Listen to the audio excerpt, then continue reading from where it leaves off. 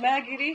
मैंने उसके बाद भी एक वो डाला कि पोस्ट डाला कि अगर आप मुझे पत्नी रूप में स्वीकार करते हैं तो मैं आज भी चुनाव लड़ने के लिए मना कर रही हूँ और मैं चुनाव नहीं लड़ूंगी। मैं यहाँ तक भी बोल रही हूँ कि अगर आप मुझे बोलेंगे कि आप अपने परिवार से रिश्ता खत्म कर दीजिए, आपके साथ अगर आप मेरे साथ ये भी कंडीशन रखते हैं कि आप अपने परिवार से नहीं मिलेंगी, आप अपने मायके नहीं जाएंगी, तो मैं वो भी करने के लिए तैयार हूँ। चुनाव नहीं लड़ेंगी, मैं वो भी करने के लिए तैयार हूँ, लेकिन शर्ते कि आप मुझे पत्नी के रूप में स्वीकार करिए तब। और चुनाव की बात तो आप लोग ही बताएं कि 15 साल से पार्टी में स्टार प्रचारक के रूप में पवन जी ने काम किया है। 15 साल में उन्होंने अपने लिए टिकट नहीं, वो खुद के लिए टिकट नहीं ले पाए, तो मैं किस मुंह से जाऊंगी उनसे ये कहने कि आप हमें टिकट दिलाइए भाजपा से।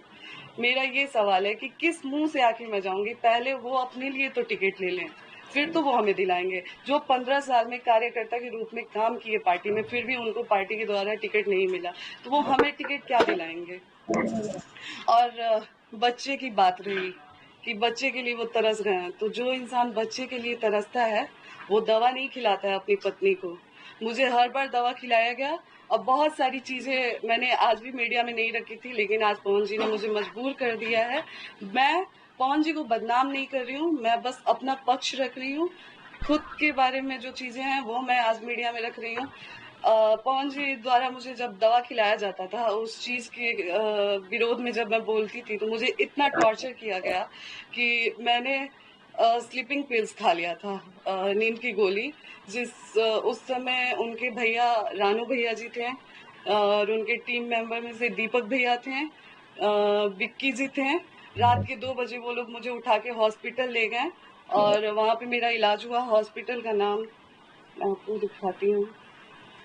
कौन सी दवा देते थे ज्योति जी, बता सकती है क्या? जी, वो जो गर्भपात का दवा खिलाते थे मुझे।